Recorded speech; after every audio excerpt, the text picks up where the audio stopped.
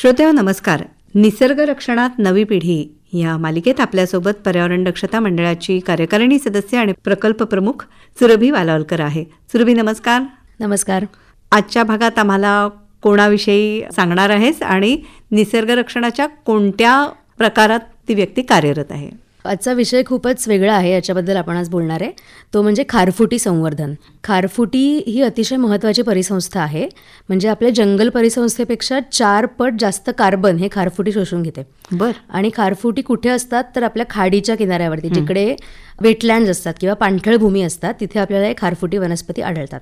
आणि आत्ता 2005 जी सुनामी आली होती त्यापासून मुंबई आपली वाचली. मुंबई आज सर्व्हाइव्ह करते आहे किंवा बुडली नाही मुंबई. त्याला कारण आहे खारफुटी. कारण त्यांची मुळं जी असतात ती जमिनीमध्ये एक भिंत, संरक्षक भिंत निर्माण करतात, ज्यामुळे पाण्याचा जो जोर असतो तो कमी होतो आणि आपल्यापर्यंत ते कमी वेगामध्ये पोहोचतं. पूर कमी होऊ शकतो. खारफुटी ही खूप चांगली परिसंस्था आहे. त्यामध्ये अनेक म्हणजे छोट्या छोट्या सूक्ष्मजीवांपासून ते वाघापर्यंत सर्वजण त्यामध्ये त्यांचा हॅबिटॅट किंवा त्यांचा एक अधिवास होऊ शकतो तो.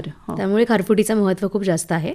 तर अशाच खारफुटी कन्झर्वेशनसाठी किंवा खारफुटी संरक्षणासाठी काम करणाऱ्या 2 व्यक्तींबद्दल आज आपण जाणून घेणार आहोत. त्यातला एक आहे धर्मेश बारई म्हणून, जो नवी मुंबईमध्ये राहतो.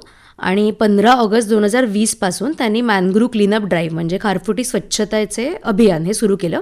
त्यामध्ये त्याचं जे मेन इन्स्पिरेशन होतं किंवा त्याचं प्रेरणास्थान जे होतं ते माननीय पंतप्रधानांनी स्वच्छ भारत अभियान जे सुरू केलं त्याच्यापासून प्रेरणा घेऊन त्यांनी मॅनग्रूव्हची किंवा खारफुटीची स्वच्छता सुरू केली.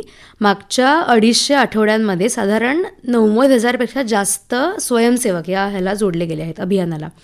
आणि 850 टन कचरा त्यांनी सर्व कोस्टलाईनवरून किंवा जे आपल्या नवी मुंबईचा जो किनारपट्टी त्यावरून त्यांनी तो स्वच्छ केला.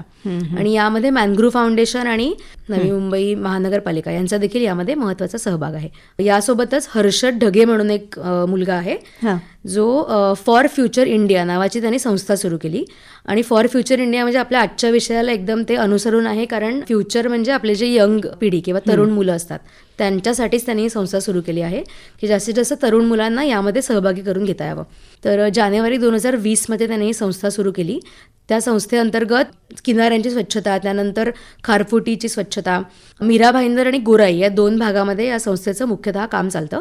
आणि मॅनग्रूव्हच्या सोबतच झाडांचं म्हणजे ट्री कन्झर्वेशन आहे किंवा पाण्याची बचत आहे, प्लॅस्टिक रिसायकलिंग आहे, या विषयात देखील या दोन्ही संस्था कार्यरत आहेत. श्रोतेहो, निसर्ग रक्षणामध्ये नवी पिढी किती वेगळा विचार करत असते आणि वेगवेगळे उपक्रम राबवत असते, त्याबद्दल उद्याच्या भागातही आपण सुरभी वालावलकर हिच्याकडून जाणून घेणार आहोत. आज मात्र इथेच थांबूया. अमृतामुळे हिच्यासह मी नेहा खरे आपला निरोप घेते. नमस्कार.